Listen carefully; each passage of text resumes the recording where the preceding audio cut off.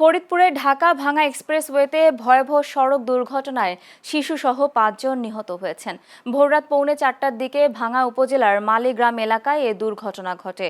Fire service ও police জানিয়েছে, ঢাকা থেকে যশোরগামী একটি দ্রুত গতির প্রাইভেট কার একই লেনে দাঁড়িয়ে থাকা ট্রাকের পেছনে সজোরে ধাক্কা দেয়।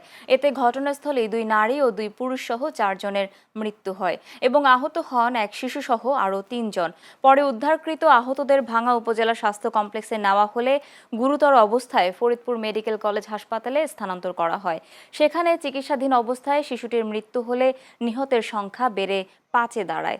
দুর্ঘটনার খবর পেয়ে পুলিশ ও ফায়ার সার্ভিসের সদস্যরা দ্রুত উদ্ধার অভিযান চালায় এবং দুমড়ে মুচড়ে যাওয়া প্রাইভেট কারটি সরিয়ে নেয়। শিবচর হাইওয়ে পুলিশ জানিয়েছে, এ ঘটনার কারণ অনুসন্ধান ও প্রয়োজনীয় আইনগত ব্যবস্থার প্রক্রিয়া অব্যাহত আছে।